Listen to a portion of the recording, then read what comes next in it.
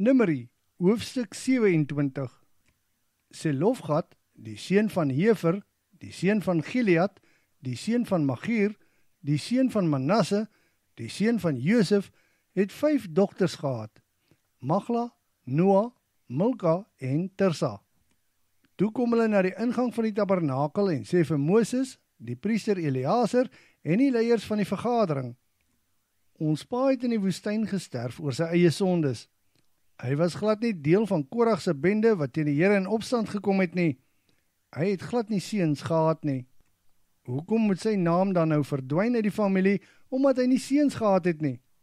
Ons wil ook erfgrond besit tussen ons familie. En Moses het hulle saak voor die Here gebring.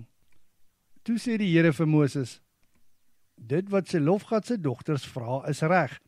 Jy moet vir hulle erfgrond tussen hulle familie gee. Die grond wat hulle pa sou erf, moet nou oorgaan na hulle.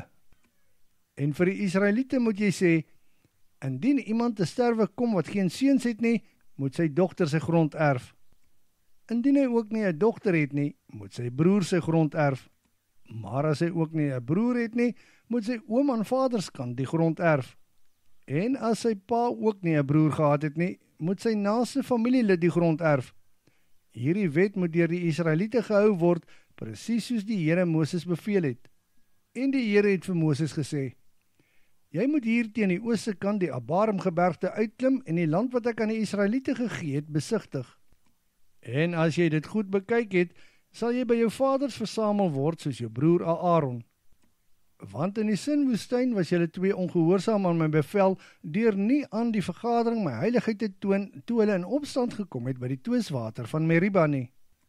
Toe het Moses vir die Here gesê: Here, U wat asem gee aan alles wat leef, stel tog 'n man oor hierdie vergadering aan, wat voor hulle kan uitgaan en voor hulle ingaan. Iemand wat die volk kan in- en uitlei, want anders word hulle soos skape wat nie 'n herder het nie. En die Here sê vir Moses: Jy moet jou hande lê op Joshua, die seun van Nun. Hy is 'n man in wie die Gees is. Jy moet hom voor Eleazar en die hele vergadering laat staan, en dan moet jy in hulle teenwoordigheid sy opdragte aan hom gee. Jy moet jou gesag aan hom oordra, sodat die Israeliete na hom kan luister. Hy moet egter na die priester Eleazar toe gaan vir die beslissings van die Here deur die Urim. Volgens sy uitspraak moet Joshua en die hele vergadering op kommando uittrek of terugkeer. Toe het Moses Joshua voor Eleazar en die hele vergadering laat staan en gedoen presies wat die Here Moses beveel het.